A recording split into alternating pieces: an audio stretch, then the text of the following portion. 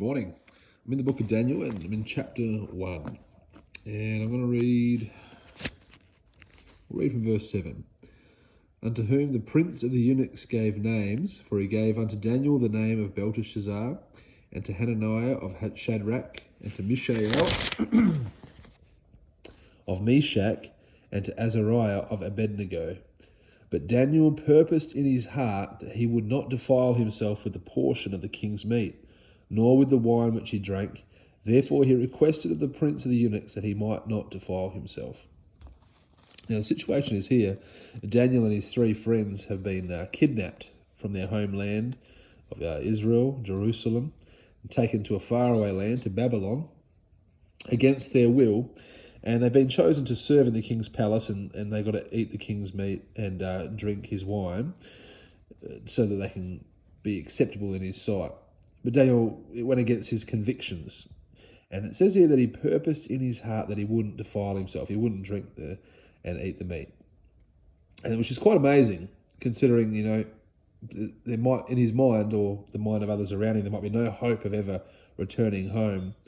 But to still maintain your convictions, even when you're outside of your normal situation, is quite amazing. And I think we can learn a lot from that. There's a few other cross-references I have here about convictions. And I think we need to learn that as Christians in the Western world. I think we compromise a lot. I know I do very often, whether in my thoughts or my actions or my words. Quite often I'll compromise what I know God would have me to do. And I think we need to learn from Daniel to purpose in our hearts to not do some things and then also to do some things. Let's just go Psalm 17:3. I've got my bookmark in here. Psalm 17:3. We'll see about David purposing in his heart. Psalm 17. Psalm 17:3.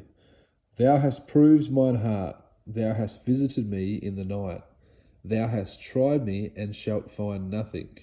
I am purposed that my mouth shall not transgress. And that was something I had to deal with as well when I was a young tradesman, apprentice, getting surrounded by tradesmen with filthy mouths. I began to have a filthy mouth. And once I realised that was bringing shame to God, I had to change that. And I purposed personally as well that my mouth would not transgress. All right, Job 31, verse 1.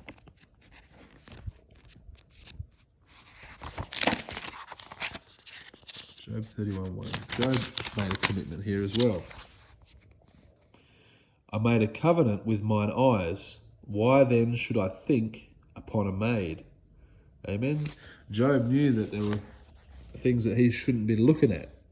And he said he made a covenant with his eyes. And then he had to ask himself the question, why would I look at them? If I've made that promise, if I've purposed in my heart, why would I do the wrong thing? Why would I look at things that don't please God? And this last one's an interesting one in Jeremiah chapter 35, talking about purposing in your heart. This one shows that if you raise your kids right with strong convictions, they'll follow them even after you're dead.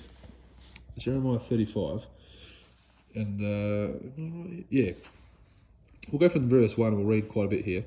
The word which came unto Jeremiah from the Lord in the days of Jehoiakim, the son of Josiah, king of Judah, saying, Go unto the house of the Rechabites, and speak unto them, and bring them into the house of the Lord, into one of the chambers, and give them wine to drink.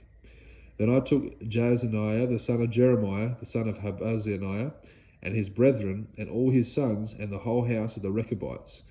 And I brought them into the house of the Lord, into the chamber of the sons of Hanan, the son of Igdaliah, a man of God, which was by the chamber of the princes, which was above the chamber of Messiah, the son of Shallum, the keeper of the door. And I set before the sons of the house of the Rechabites pots full of wine and cups. And I said unto them, Drink ye wine. Now you've got to think, Jeremiah is the prophet of Israel at that time. The prophets, you look at Samuel, how he was received by the general population. They were revered and feared. But look what these Rechabites say, verse 6. But they said, We will drink no wine, for Jonadab, the son of Rechab, our father, commanded us, saying, Ye shall drink no wine, neither ye nor your sons forever.